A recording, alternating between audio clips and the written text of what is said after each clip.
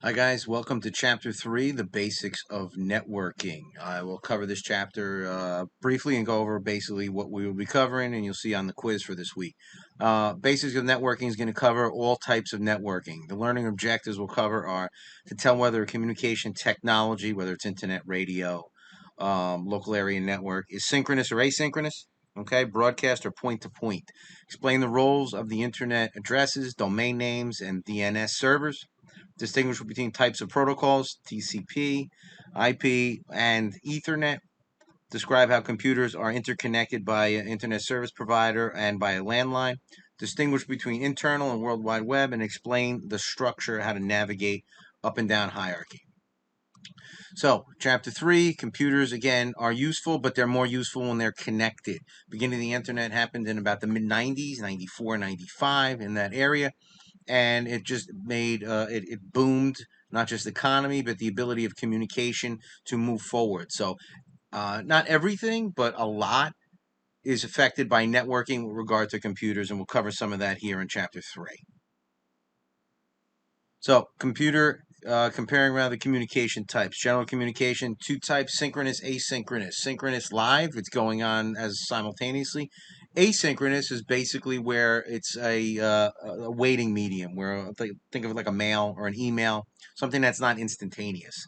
So be familiar with those two types. Okay, broadcast communication, right, involves single sender and many receivers. So it's a one-way signal reaching multiple locations. Broadcast communication. Term multicast, so be familiar with that. Is used when there's many receivers, but the intended recipients are not everybody. So it's not a general broadcast like a radio would be. Rather, it's specified to a specific destination of a certain amount of people. Okay, point to point communication. All right, telephone and text messages are point to point, so it's specific one person to one person. So be familiar with some of the general communication types. Internet communication properties. Okay, so basically you just skim through there. Normally, I don't say read the entire chapter like it was Shakespeare, but with regard to this, there's a lot of terms in here, chapter 3, so be familiar and go through them. All right. Figure 3.1 talks about basically a diagram of the internet. Starts out with your computer and hits the web server. Know that there could be many destinations. There's not one highway. It's kind of like GPS with directions. It doesn't go the same way each time. A telephone straight through, a line that goes straight through is the same thing each time. This is not. Okay. So be familiar with that. Client server structure. All right, more interactions over the internet use protocol client server structure. Again, it's an idea illustrated by following what happens. You have a client and you have a server. The computer in this case, in figure 3.2, is a client computer where the server computer basically receives the signal and sends back its information. So it's a point to point transaction, we'll say. Be familiar with uploading and downloading. All right, downloading is when you take it from online, bring it to your local computer. Uploading is when you basically take it from your local computer and put it up into the cloud or somewhere online, very much like a YouTube posting or video posting would be. Okay, highlighting under here, unlike a landline telephone call in which a connection is made or held for a long time, and it lasts as long as the other person doesn't hang the phone up. All right. With these, client servers are very short. They're very much like sporadic pieces of communication where there's spoken one to one, and it's pretty quick. It's either a response or no response. Okay, many brief relationships. An important advantage of this approach is that servers can handle many clients at one time. So as you can see in figure 3.3, the client-server relationship, there's many pieces of information going from one client to a server or from the client to many servers. So it's multifaceted, not single-faceted. Moving right along, getting connected, okay? Again, fluency, bits staying connected. Talks about basically telephones, and it talks about client-server interaction. All right, appearing to stay connected. Two solutions. Website use two basic solutions to keep people there. Cookies, which are again part of the website that is kept or placed onto your computer to make it easier. And following URL parameters. Information added to a client's URL, so when it connects to the server, you'll see the information. And again, they give you examples here, like an airline ticket and whatnot. So many kinds of things. Client server, all right, client side, server side. There's many different aspects of getting communication, very much like our collaborate session this evening. Moving along to the next section, okay?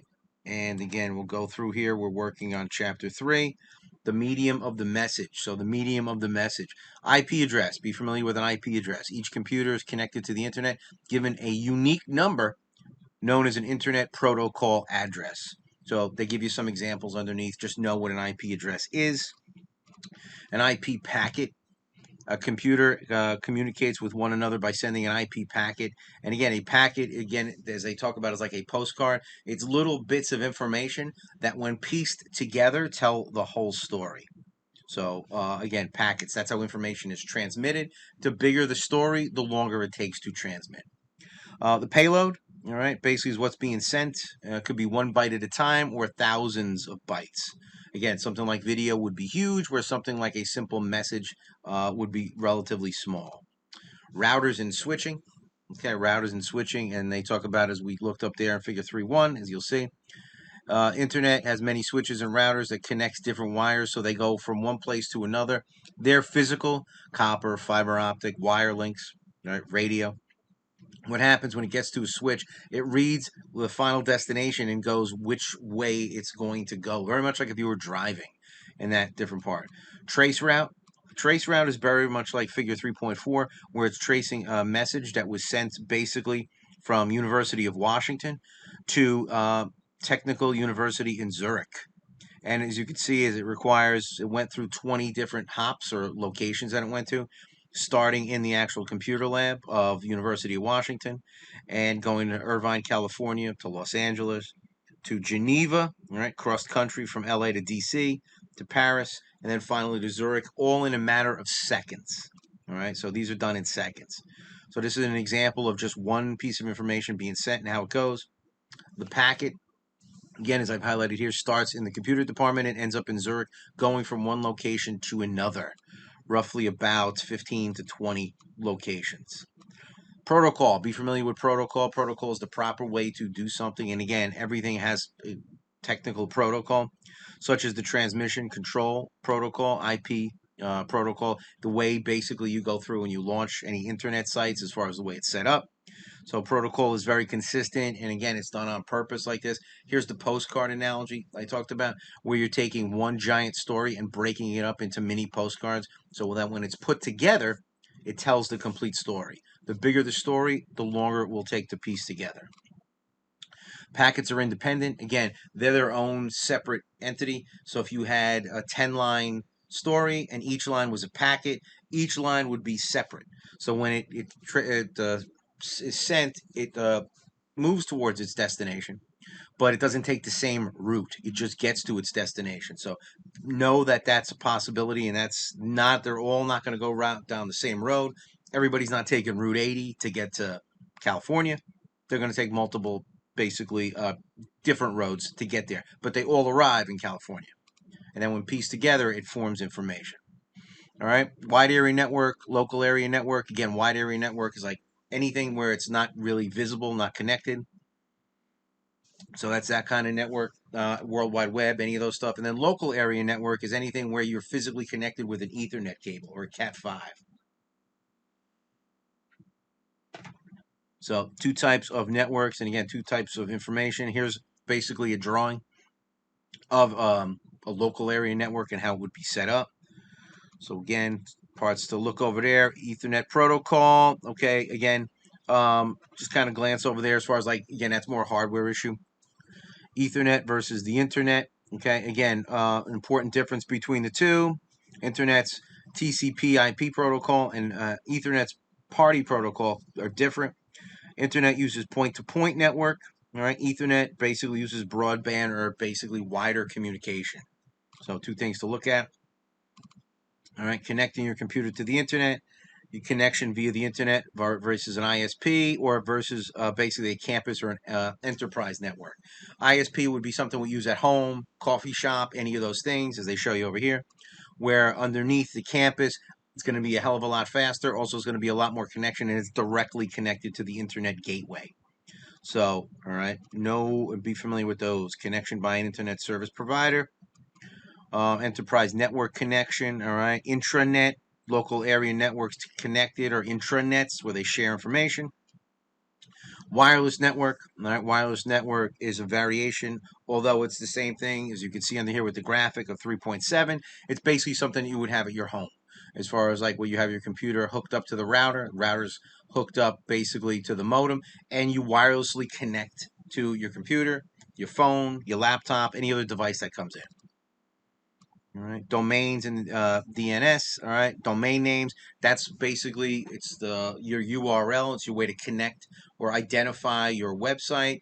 Every website has an IP address. That's the base of it. But URLs are what's defined as it. Like they basically go Kickstarter. So that's the URL for Kickstarter.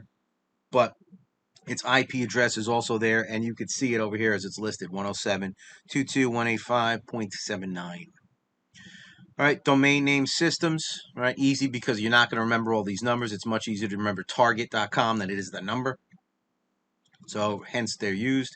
Peer-to-peer. All right, peer relationships. Again, they take a look over here. They give you an example. Also, be familiar with some of the connections as far as .edu, .com, .org, organization, government, military, .net. All right, top level domains. These are the top level domains, and they're all listed down here. As you can see over here, some top level domains. All right. Here's country domains. They give you basically every single country, so you can scroll all the way from Afghanistan all the way down. So Jersey in there, all the way down to Zimbabwe. So each of them has their own code online, and it defines basically where they are. Authoritative name servers. Okay, again, that's basically going through and you're taking a look. All right, the computer is the authoritative name server for the domain in which it's located. So every domain has one, and they're basically situated in a single location. So it kind of sets up. It defines where you are online. All right, they talk about top down. They talk about root name servers. And we'll get into hierarchy in a little bit. Caching again. Again, caching is saving or having a piece of the website on there on your computer. So again, it's quicker to load, it's quicker to get there. Also, it doesn't have to go through all these protocol. And then redundancy, the use of multiple copies of information known as redundancy. All right, they'll utilize it a lot in programming. Brings us to the end of this section. We move on to the World Wide Web. With the World Wide Web, all right, be familiar with web servers, right? World Wide Web, it defines the location geographically where you can go. Requesting a web page, all right, URL has three main parts. The protocol, the HTTP, Hypertext Transfer Protocol. The server's computer domain name, right? www, in this case, it's etsy.com. Then the page's path name, where specifically it is. That's another structure or another part of hierarchy where it's located. So again, be familiar with those three parts. Internet and the web, all right, to refer to a web server, you must give its name exactly. It can't be close. It's got to be exact. All right, hence page not found errors because it's not going to an exact destination. Also, when there's renaming issues with regard to web hosting, things like this happen. All right, describing a web page. Figure 3.1 underneath shows a simple web page. Its source, and again, as we get into HTML later, in Chapter 4, you'll see the basic things that are located in there. This is an example of a web page and the code behind it, which we'll get to in a little bit. All right, Fluency. I'm going to look through that. Backstory of HTML. All right, hyperlinks. Again, just be familiar with those. They give you a little bit of information, but we'll move along to file structure. File structure is pretty much like hierarchy, where things are set up. Also, like Windows Explorer or in Mac, you guys have the Finder that define basically where everything is. So, extremely important hierarchy. When you're doing your website projects, hierarchy, extremely important. The way it's defined and the way you piece it together. Example down here is hierarchy, where everything's are located and what's inside of what. For a website, extremely important, almost as important as design of the website, how things are designed. When you're saving information and you're going through information, same thing. It's basically you organizing and designing and how to set things up. So definitely be familiar with hierarchy. They go through Yellowstone's Old Faithful, the webcam. Here's an example of the folders with hierarchy. All right, Photos is inside of Learn, which is inside of Yell. So again, it gives you an example of hierarchy. Breadcrumb trail. Breadcrumb trail is the very top of the URL, and it takes you step by step through where the actual page is located. You could also see the same thing in Windows Explorer if you're going through and you're doing files. Organizing the folder. Anytime you organize information on your computer or online on your website, that's key because it allows customers and or people to go to your stuff and see what's going on. So organization is paramount. All right, that was file structure. So again, to summarize, we basically networking a lot of terms. So go through the terms, went through basic types of communication, point to point, multicast, broadcast, synchronous versus asynchronous, which is your discussion board question. Networking, which includes IP addresses, domains, IP packets, protocol, WANs and LANs, Ethernet protocol, internet service providers, all right, enterprise networks and wireless networks. Also cover the difference between internet and the World Wide Web. Finally, file hierarchies and preparation, all right, for HTML, which we'll study in Chapter 4. So again, this has been a quick summation of Chapter 3, a lecture, and I will post this up, and I will see you guys next week. Thank you.